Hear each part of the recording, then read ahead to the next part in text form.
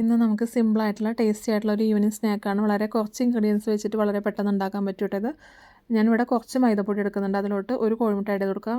മൈദപ്പൊടിയുടെ അളവ് കൂടുതലാണെന്ന് വെച്ചാൽ 2 കോഴിമുട്ട ആഡ് ചെയ്ത് കൊടുക്കുക കേട്ടോ. വേണമെന്നുണ്ടെങ്കിൽ വെള്ളത്തിന് പകരം മിക്സ് ചെയ്യാൻ പാല് യൂസ് ചെയ്യുക കേട്ടോ.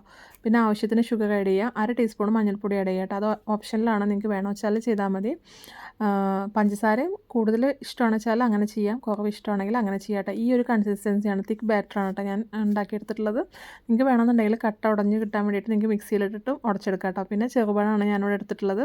അത് മിക്സിയിൽ വേണമെങ്കിൽ അടിച്ചെടുക്കാം, അല്ലാതെ ഇങ്ങനെ കൈ കൊണ്ട് ഇങ്ങനെ ഉടച്ച് കൊടുക്കണതാണ് കൂടുതൽ നല്ലത്. കാരണം നമുക്ക് ഇത് പൊരിച്ച് കിട്ടുമ്പോൾ അതിൻ്റെ ആ ഒരു പഴത്തിൻ്റെ തരി നമുക്ക് വായിൽ കടിക്കാൻ കിട്ടും. മറ്റേതാകുമ്പോൾ അതങ്ങനെ മിക്സ് ചെയ്തിട്ട് നല്ലോണം അടിച്ച് പോവില്ലേ. ഇതാവുമ്പോൾ കൈ കൊണ്ട് ഇങ്ങനെ ഉടച്ചു കൊടുത്താൽ മതി. ഇങ്ങനെ ഫ്രൈ ചെയ്യുന്നതാണ് കൂടുതൽ ടേസ്റ്റ് കേട്ടോ. സിമ്പിളാണ്. മൈദപ്പൊടിയും ചെറുപഴവും മുട്ടയും പാലാണെങ്കിൽ കുറച്ചും കൂടെ നല്ലതാണ്. ഞാൻ വെള്ളം കൊണ്ടാണ് മിക്സ് ചെയ്തിട്ടുള്ളത്. പിന്നെ ഒരു പാൻ വെക്കുക. പാൻ ചൂടാകുമ്പോൾ വെളിച്ചെണ്ണ ഒഴിച്ച് കൊടുക്കുക. പിന്നെ നമുക്കിതിങ്ങനെ ഓരോ സ്പൂണിലിങ്ങനെ കുറേശ്ശെ ഇട്ട് കൊടുക്കുക കേട്ടോ. അത് ഒട്ടി പിടിക്കില്ല, മുട്ട ഒഴിച്ചിട്ടുള്ളതുകൊണ്ട്.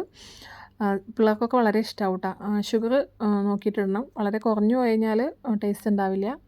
കുറച്ച് അത്യാവശ്യത്തിന് നോക്കിയിട്ടിടുക കേട്ടോ. ഞാനിങ്ങനെ എൻ്റെ ഉമ്മ ഉണ്ടാക്കുന്ന ഒരു റെസിപ്പിയാണ്. എനിക്ക് ഒരുപാട് ഇഷ്ടമായിരുന്നു. ചെറുതിൽ എപ്പോഴും ഉണ്ടാക്കി തരാറുണ്ടായിരുന്നു.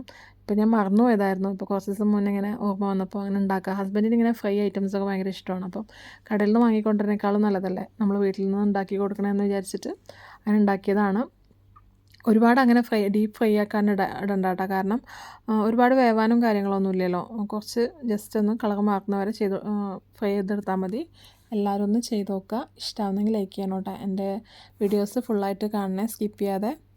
ഓക്കെ, ഇൻഷാ അല്ലാ നല്ല വീഡിയോസ് ആയിട്ട് വരണ്ട കേട്ടോ. ഏറ്റവും സിമ്പിളായിട്ടുള്ള ഈസി ആയിട്ടുള്ള റെസിപ്പീസാണ് ഞാൻ അപ്ലോഡ് ചെയ്യുന്നത്. ഉറപ്പായിട്ടും വീഡിയോ ഫുള്ളായിട്ട് കാണണം. ഇഷ്ടമാവുന്നെങ്കിൽ ലൈക്ക് ചെയ്യണം, ഷെയർ ചെയ്യണം, സബ്സ്ക്രൈബ് ചെയ്യണം കേട്ടോ. ഓക്കെ, പിന്നെ നമുക്കിതെല്ലാം ഫ്രൈ ചെയ്തെടുത്തതിൻ്റെ ശേഷം നമുക്ക് വേണമെന്നുണ്ടെങ്കിൽ കുറച്ച് ഹണി ഒഴിച്ചിട്ട് കഴിക്കാം കേട്ടോ. ഞാൻ ഷുഗർ കുറച്ച് ആഡ് ചെയ്തിട്ടുണ്ടായിരുന്നുള്ളൂ. കാരണം ഷുഗർ അത്ര നല്ലതല്ലല്ലോ. അപ്പോൾ ഞാൻ ഇതിൻ്റെ മേലെ ഹണി ആഡ് ചെയ്തിട്ട് പിള്ളേർക്ക് കൊടുത്തത്. അവർക്ക് ഒരുപാട് ഇഷ്ടമായി. എന്തായാലും ഒന്ന് ട്രൈ ചെയ്ത് നോക്കാം കേട്ടോ. ഓക്കെ.